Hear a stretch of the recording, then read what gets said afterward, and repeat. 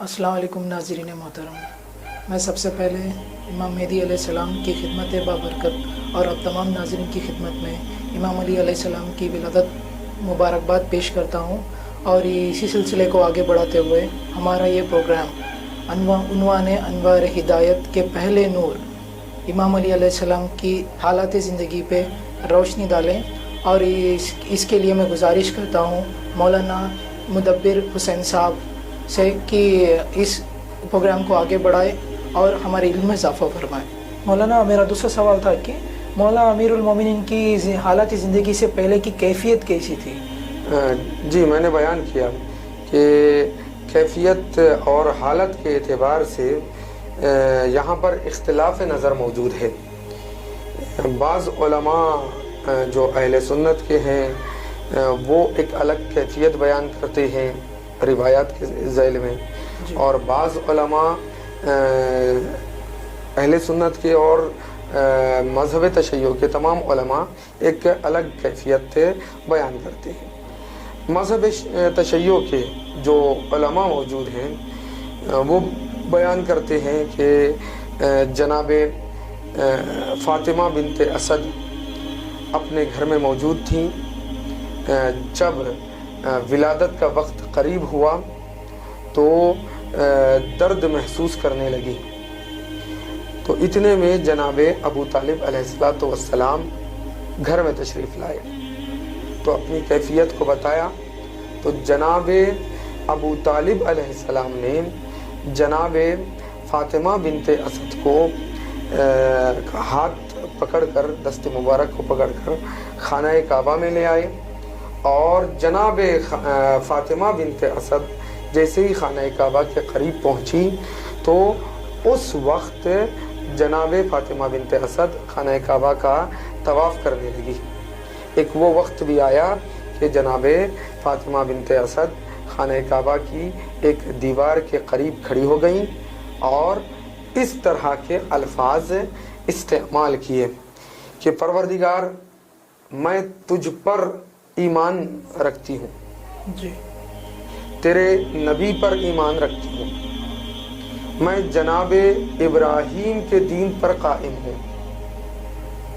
اس کے بعد be be Fatima بنت اسد سلام اللہ علیہا کا یہ عظیم جملہ ان کی معرفت کی دلیل دیتا ہے کہ جناب فاطمہ بنت اسد نے ارشاد فرمایا کہ پروردگار، تجھے تیری عزت کا واسطہ اور میرے شکم میں موجود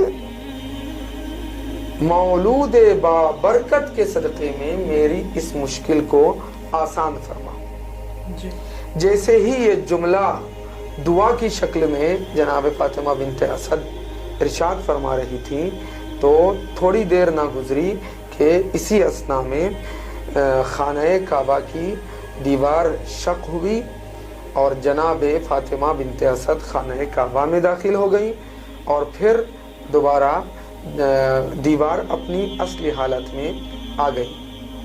یہ کیا ہے؟ مذہب شیعہ کا عقیدہ ہے، روایت کے ذیل میں علماء نے بیان کیا ہے۔ اہل سنت کے بعض مؤرخین، جن میں سے ایک بہترین نام آتا ہے وہ بریدہ بن قعنب۔ بریدہ بن قعنب اہل سنت کے ایک عظیم مؤرخ ہیں، عالم ہیں۔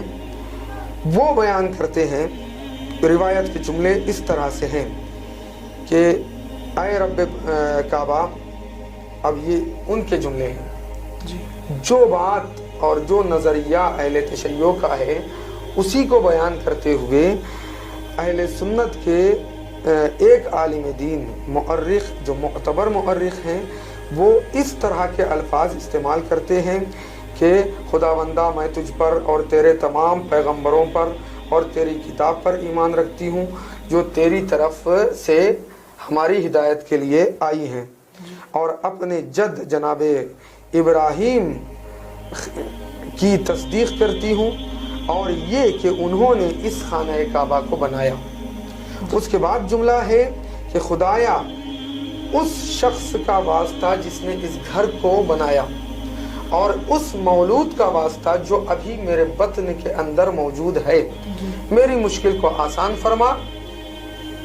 اتنے میں لوگوں نے دیکھا کہ خانہ کعبہ کی دیوار شق ہوئی اور جناب فاطمہ بنت اسد داخل ہو گئی۔ یہ ایک نظریہ۔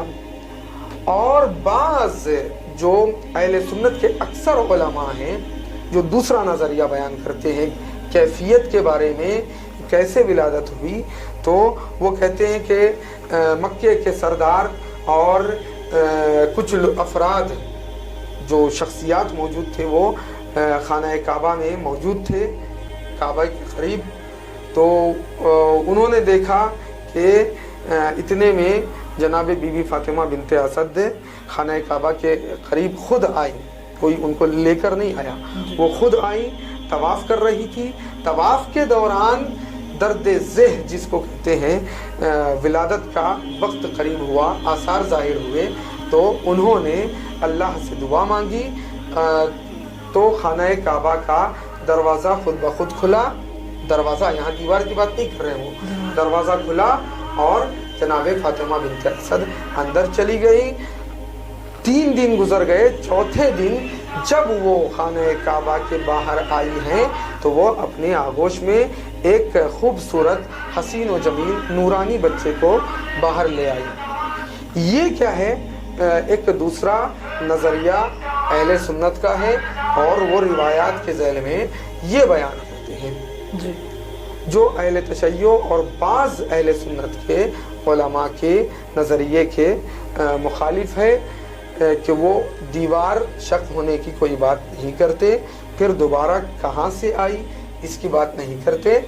تو یہ چھوٹے سے اختلاف کی وجہ سے یہ بیان کرتے ہیں، ورنہ مولا امیر المومنین کا مولود کعبہ ہونا میں کسی کو کوئی شک نہیں ہے۔ پھر اس کے بعد کی منزل، جب چوتھے دن جناب فاطمہ بنت اسد باہر تشریف لے آئیں تو کچھ لوگ کھڑے ہوئے تھے، انہی میں سے پیغمبر اکرم بھی موجود تھے۔ پیغمبر آگے بڑھے، اپنے ہاتھوں کو بڑھایا تو فاطمہ بنت اسد نے اس نومولود بچے کو پیغمبر اکرم کے حوالے کیا، اور پیغمبر اکرم نے جیسے ہی مولا امیر المومنین کو ہاتھوں میں لیا تو تھوڑی دیر نہ گزری کہ مولا امیر المومنین نے آنکھیں کھولی اور چہرے پیغمبر اکرم کی زیارت کی۔